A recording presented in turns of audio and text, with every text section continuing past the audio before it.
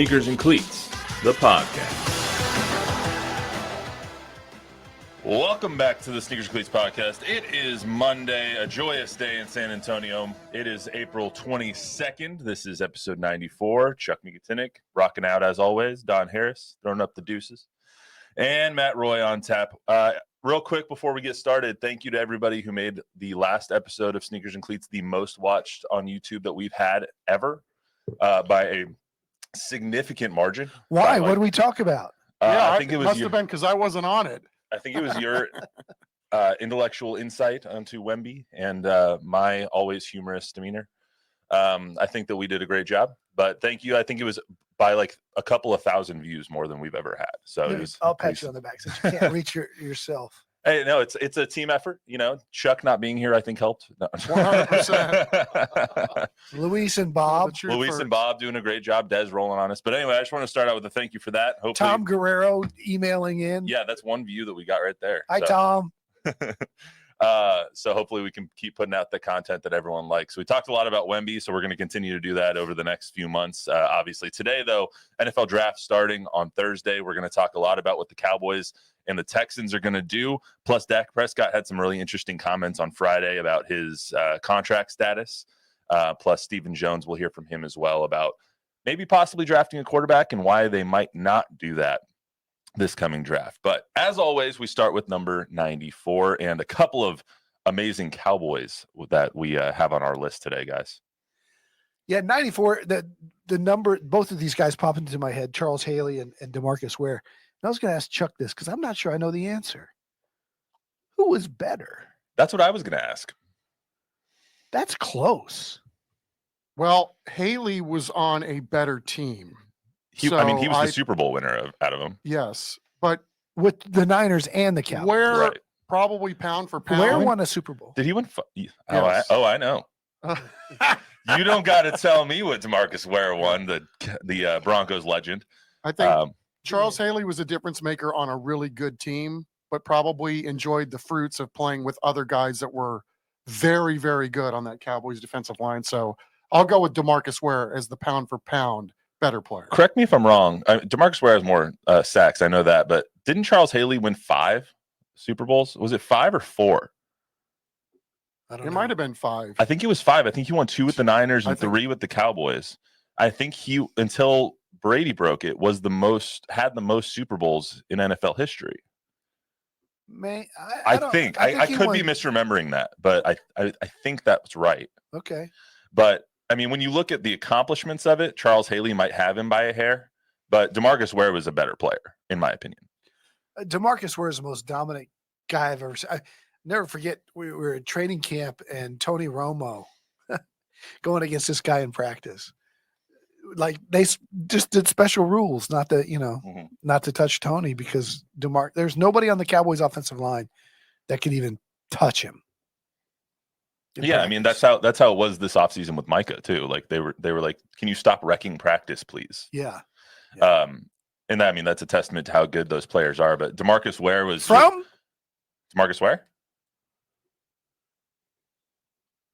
I know it, but I'm not going to know it off the top of my head right now. What is it? Troy, Alabama. That's his hometown and where he went to college. I knew that. One of the nicest guys I've ever interviewed. Yeah, that was absolutely. I've gotten the privilege to interview DeMarcus once, and he is just the nicest person. Yeah, he is he's just a sweet man in general, and he'll always be a Cowboy. He'll always be a Bronco. So I just remember the look on his face. We were at a Panthers game in Carolina, and him trying to figure out in his own mind how to answer questions because they could not stop the RPOs that were coming their way back in the day. So as good of a player as he was, there were some guys that could play in that league as well. So how heartbroken was the Cowboys fan base? Because I obviously wasn't here in 2012 when he left to go to the Broncos on that 3-year, $30 million contract. I think it was understood that it was one of those situations for the Cowboys where it was like when Emmett went to the Cardinals, it was like, it's time because they can't afford him kind of thing. Like, it wasn't heartbreaking because you knew you were kind of happy for him and the Cowboys were like, okay to let him go because of where they were cap wise. Doesn't that sound familiar? Yes. And he was at the point of his career, right? It was time for probably him to go do something else and play on a better team. Just wanted to send him off to win a Super Bowl. It's fine. Yeah. I can also remember, too, being in Philly in a game where he would not do anything but run right up the field to try to get the quarterback. And the Eagles repeatedly just ran little trap runs at him and would run right by him. And I remember thinking, God, this guy's a good player, but for crying out loud, hold your zone, would you? Some other things to happen in the year 1994. The Cowboys beat the Bills 30-13. They were down at halftime in that Super Bowl. I think it was 10-7 or something like that, 10-3, and then they came back and stormed back in the second half to end the Bills' would have been dynasty of their 4 consecutive Super Bowl runs. I think it's the most underappreciated accomplishment in football is making 4 consecutive Super Bowls, no matter if you didn't win any of them, but that's one of the most underrated accomplishments. It was another mismatch. Cyber Bob will appreciate this. One of the most fun weeks of my career, 7 or 8 days in Atlanta. Oscar Zamora and Danny Trevino drove the old Texas Ranger satellite truck from San Antonio to Atlanta. And we went live at Two of our engineers here. Yeah, we went live at a different spot in Atlanta every night that week. Chuck, you remember the guy that could have been arguably Super Bowl MVP that game on the Cowboys? I thought it should have gone to Emmett because remember they were down 10-7. They came out and they ran all the way down the field in that third quarter. Yeah, it flipped that game. Oh, it was like 10 runs. I'm pretty sure it went to Emmett. I thought you wrote on here that it went to Troy. Oh no, sorry, Emmett. I forgot to erase that line. Emmett was the Super Bowl MVP. Okay, he should have been. Yeah. Troy doesn't remember that game the way I. Yeah. He was still coming off the concussion. Yeah. But James Washington had 2 picks in that game. My guy James Washington. I love James Washington, and I remember at the time thinking he was a very viable candidate. I can remember James Washington after a game one time. They got in a fight with the Giants, and he talked about the next time he's going to bring a bat on the field. He goes, "Where I'm from, there's no such thing as a fair fight. A fight is a fight." The good old days of the NFL. In baseball that season, the 1994 season, it was a strike-shortened season after about 110 games or so. They canceled the World Series. That would never happen in today's day and age, but that happened in 1994. So that's that. I still can't believe that actually happened in my life. I still can't believe it either. And it's been a struggle for baseball, I think, getting the masses back in terms of TV ever since. Absolutely. And then the Rockets defeated the Knicks 4-3. That was the first season sans Michael Jordan of his retirement. That was the OJ Bronco chase. OJ. That's what that series will be remembered for. Didn't they cut into the series? Yeah. I remember they showed that game split screen. I remember Bob Costas was doing that, right? On the broadcast for the Knicks. The weirdest thing ever. Yeah. Split screen, the game on one side, the Bronco chase on the other. The fascination has reignited with the OJ stuff since he died recently as well, which is just amazing because the documentary that they made on him, I think it was a 30 for 30 that they made, or it was one of those things. They had like a 5-part documentary where Dave Schwimmer played Rob Kardashian. It was a fantastic documentary, but everybody in this day and age didn't know about it. And then the documentary shed light on it, and they're like, that actually happened in real life. Like that was a real thing that OJ got away with murder, literally. Yeah, double murder. All right, let's get to some Cowboys talk. Allegedly. So, hey, he didn't do it, guys. He wrote a book saying he did. Yeah. But never mind. So anyway, Dak Prescott came out on Friday. It was a gala, another gala that he was at with Troy and some of the other former Cowboys. And he was asked a lot about his contract. And Jerry and Steven have basically said, we're not talking about contracts. We're not going to talk about the details of it.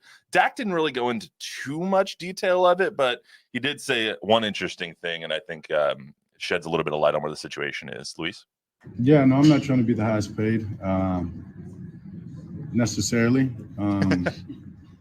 So I'll wait until the negotiations begin, and obviously want to put this team in the best situation.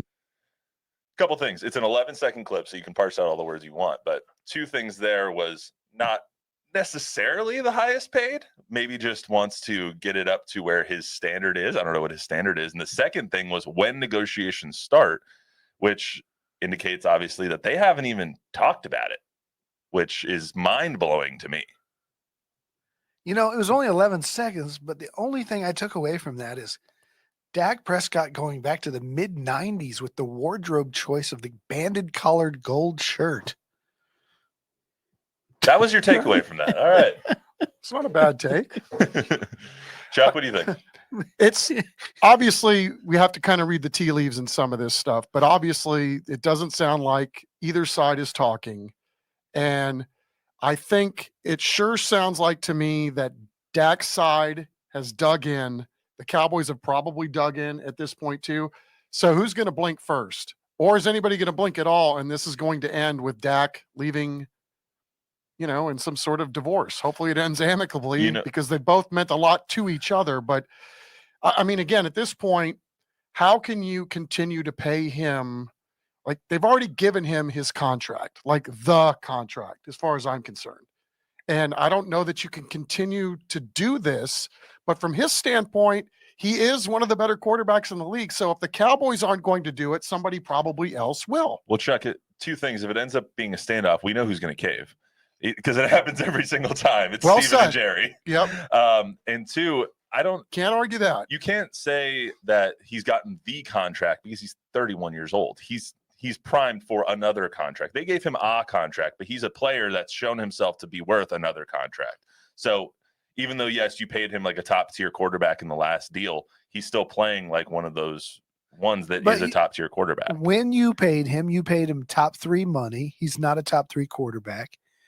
I think going back to the thing that we discussed a few weeks ago, I don't know if you would call it a conspiracy theory. It was a pretty good theory about the Joneses' business portfolio and how the Cowboys are just a piece and not even their biggest money-making piece of all their oil and gas and all these things. This is my theory. Jerry's dug in with McCarthy and Dak in a prove-it mode. I'm going to get CD paid. I'm not doing anything with Dak till I see what these guys do next year. I think Jerry's willing to pony up and theoretically match anything that Dak gets in free agency. And so that's why Jerry's doing it because, look, I could lose him, but I could also just give him what everybody else is going to give him if he earns it on the field. If he doesn't, it's time to blow this thing up. It's year 9 and the guy's never won a playoff game. Don, that's a dangerous game though. That Sure. they're going to play. If you're saying, it's not Patrick Mahomes we're talking about. No, it's not. But it's a dangerous game to go into this year with Cooper Rush and Trey Lance, and all of which are on the last years of their deal. You're going in with 3 quarterbacks that are going to be free agents next offseason, and then Dak Prescott. So it's a dangerous game to say, okay, go play, and if you win, we'll pay you. But if you don't win, we're going to let you walk.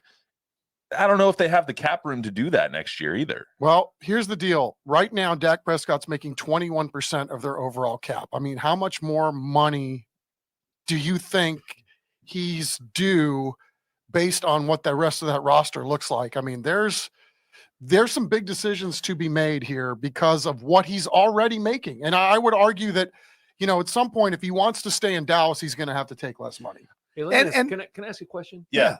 Cyber Bob, everybody. How did the Patriots manage to keep Tom Brady Because all the Tom years didn't they take did? the most money. But he didn't care about that. He was Tim Duncan. Tim Duncan, same way. Well, that's what I'm saying. LeBron did that with the Heat. If They you all want came to together to keep do a star like that, he has to want to be on the team, right? Yeah, and let's be clear. Dak Prescott's no Tom Brady. But I also think that that's the point that he might have been trying to make. I'm not necessarily asking for the most money. I'm asking for you guys to commit to me in this process is what I heard. Okay. And from his perspective, yes, I get it. And from all the Dak lovers, I get it. He's a good quarterback. He's, I've said it 100 times. They're never going to win with Dak Prescott. No, they're not. And I mean, I don't think so either. But let's hear from Dak one more time as well. This is, in my opinion, this soundbite you're about to hear about him, kind of being where his feet are, is just him saying, "Let's just get the season over with." I'm not gonna say I fear being here or not. I don't fear either situation. to be candid with you. I love this game and love to play and love to better myself as a player and my teammates around me.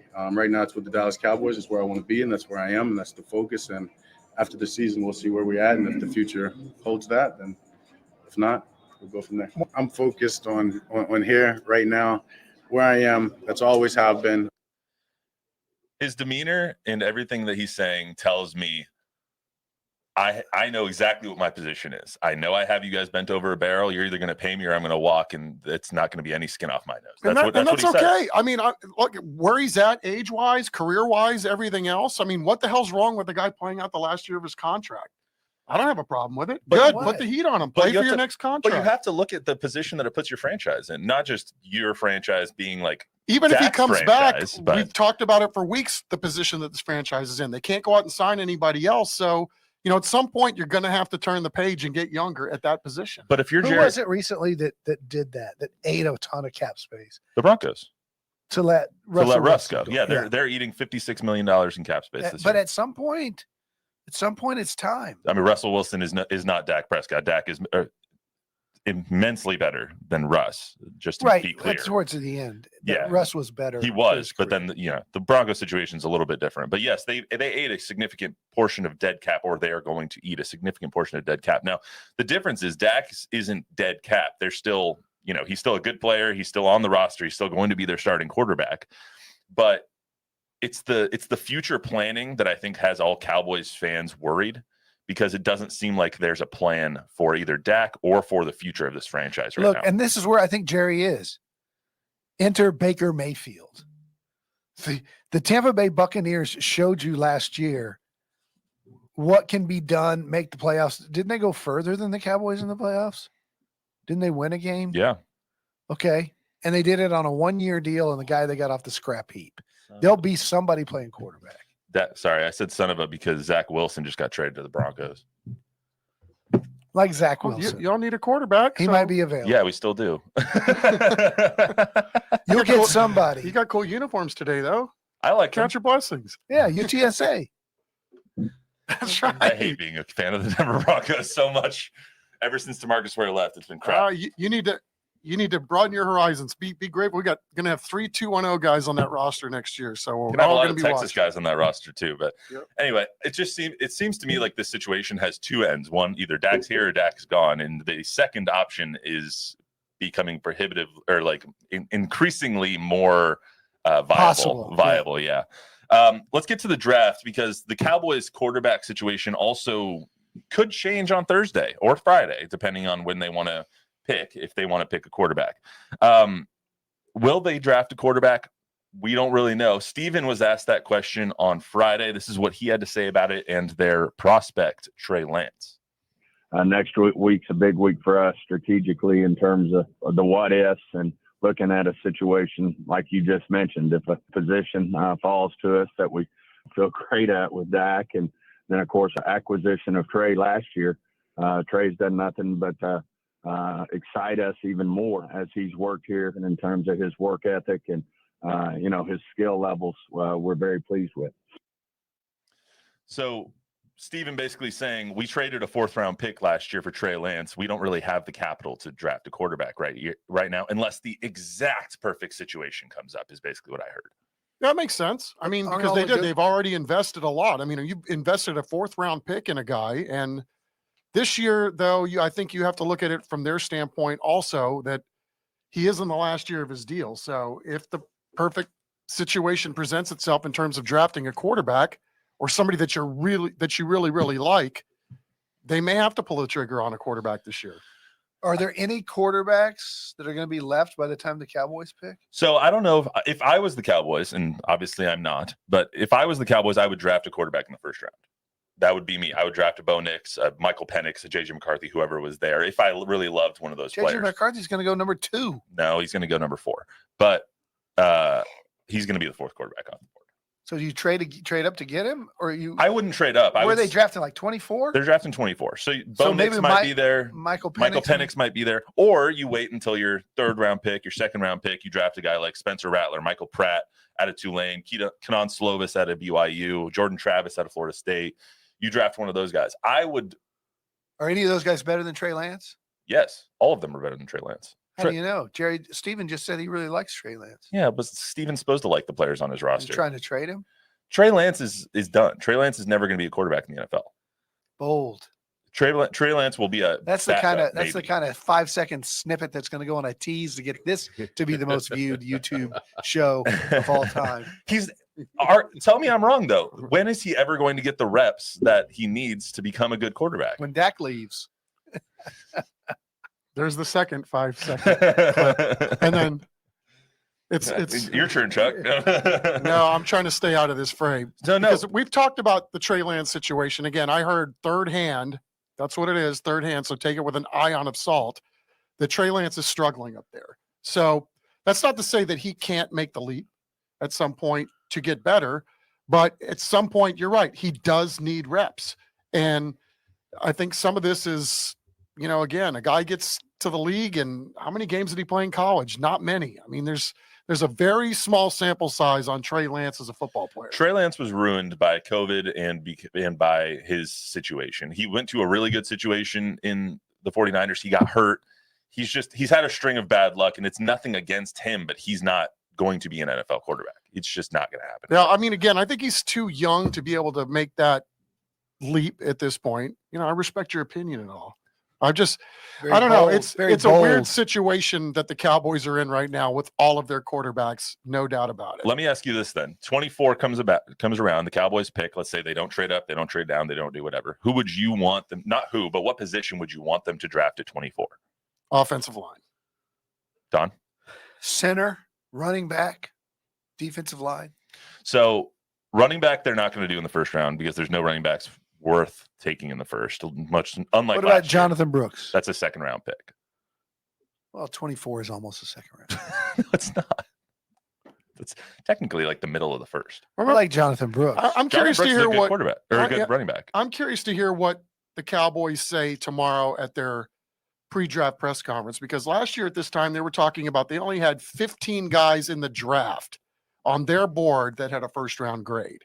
So I think they're going to go with the very, very best available, whoever that may be, but they really could use some offensive line depth at this point. I agree with you. I think they'll go offensive line, and there's going to be a lot of tackles that are taken early. This is a very offensive line heavy draft. Who was their number one pick last year? Mozzie Smith, yeah. Look how that turned out. But to Chuck's point, point, that story hadn't been written either. True, I guess he could.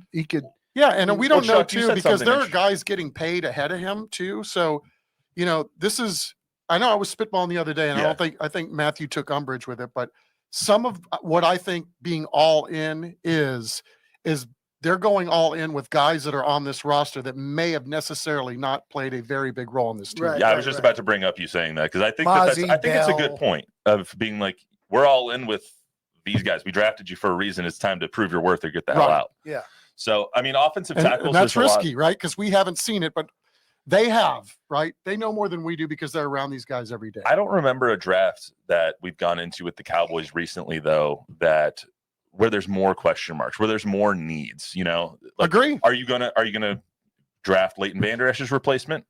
Who knows? Are you going to draft Tyron Smith's replacement? Are you going to draft Tony Pollard's replacement? Like, you've lost so many dudes and you haven't signed very many. So who are you going to replace with your high picks in the draft? You're right. It's super easy to sit here right now and say this team is definitely not as good as it was last year. I think we would all agree with that based on what we have seen.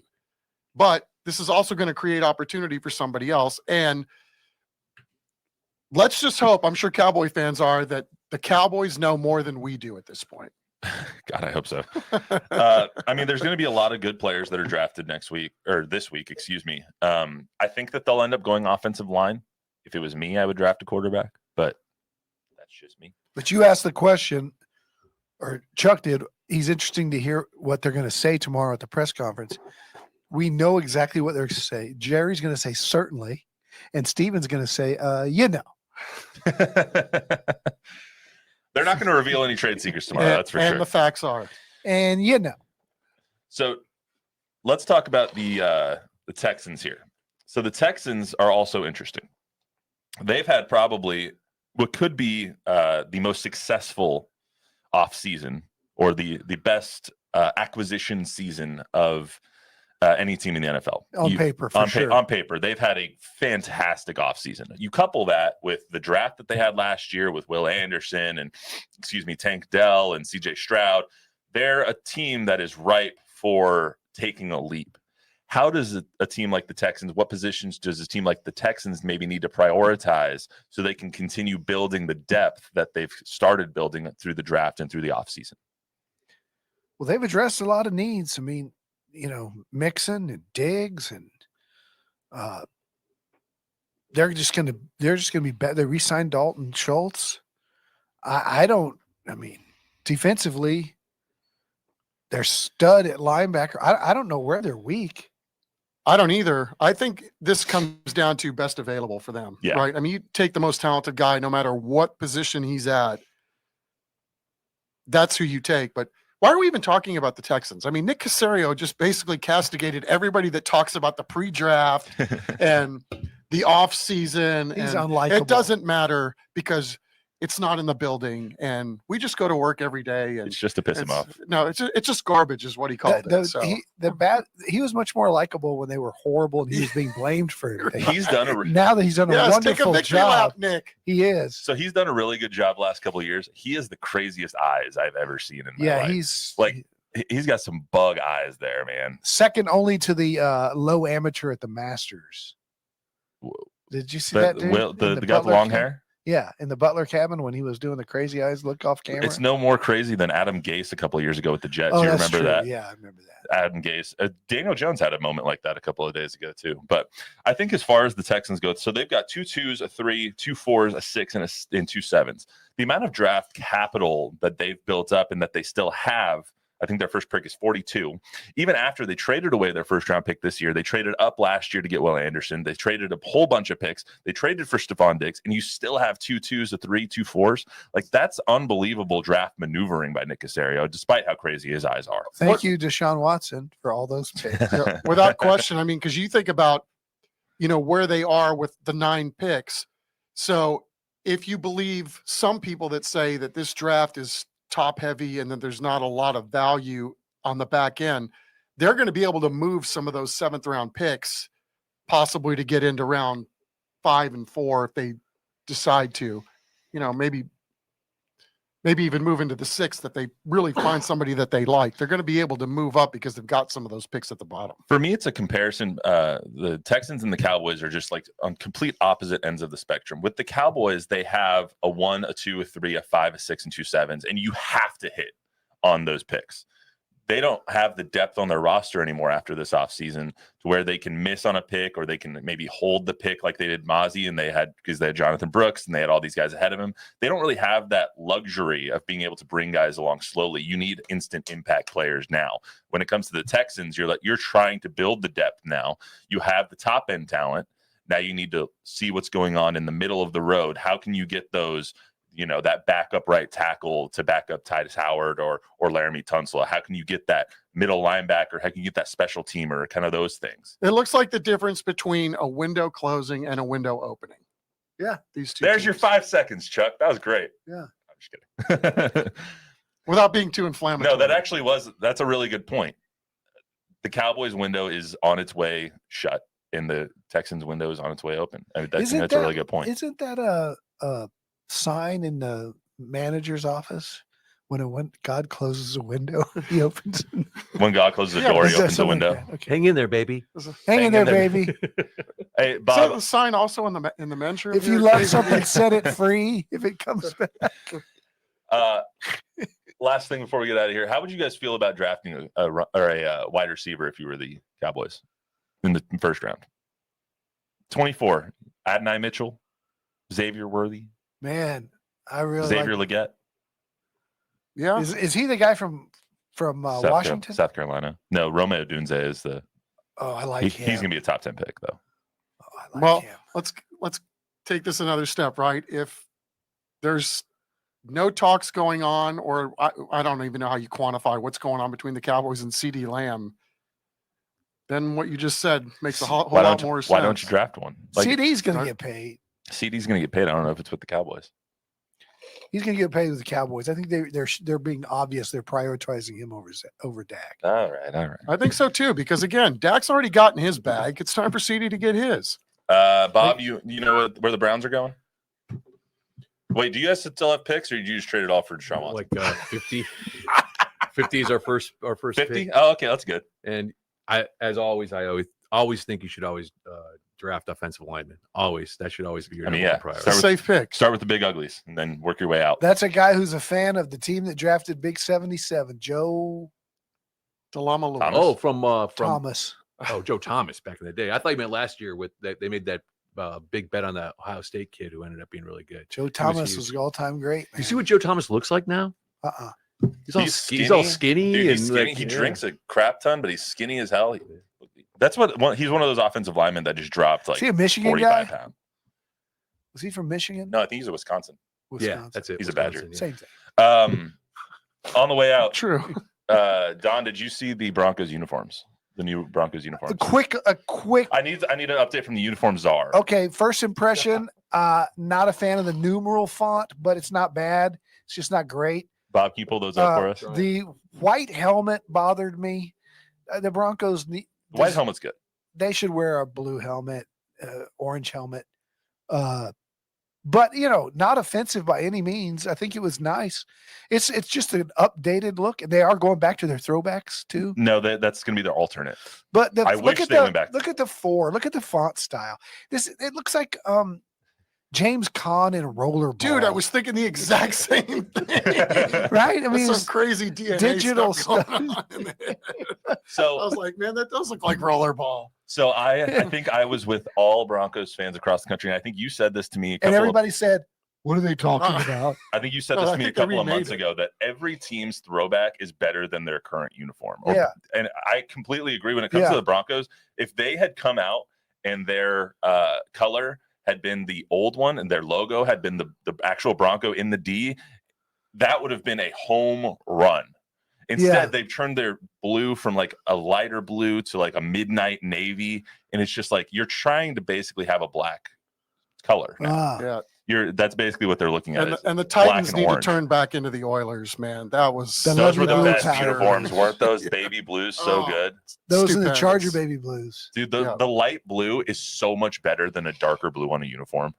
It's so much better. The Lovely Blue Houston ones are beautiful. Yeah. But anyway, the Broncos uniforms are the least of their issues. They now have Zach Wilson on the roster. So here's to the 2025 season.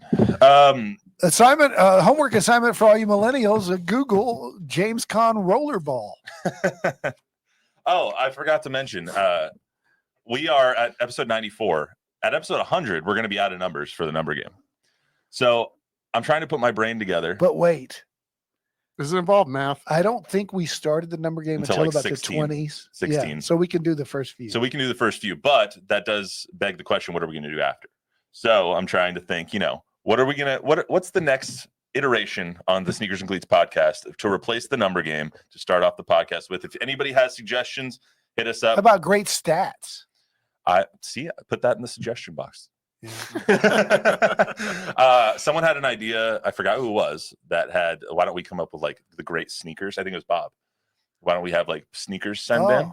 Yeah. So maybe we can show off some people's sneakers. Like the Jordan 11. Jordan 11s, the alien ones, whenever they come out. But that's what we're looking for now. If anyone has any comments or suggestions, leave them there. My email, mroy@sbgtv.com, or any of us on Twitter, Facebook. And that will all happen after Wayne Gretzky and Jim Otto. 99? 100. Well, I was going to say 100 was going to be Wilt. 00. Well, it's going to be Wilt. Oh, yeah. When you think of 100, do you not think of the 100-point game? Yeah, I actually thought of 00, Jim Otto. I thought of 100. But all right. Johnny Moore, the great Johnny Moore was 00. Anyway, that's all we got for you on today's Sneakers and Cleats podcast. Remember to download, rate, review, subscribe, give us a 5-star rating, tell a friend, tell an enemy. We will be back on Thursday with the latest on the NFL draft, and I will stop crying about Zach Wilson by then, probably. Until then, everyone have a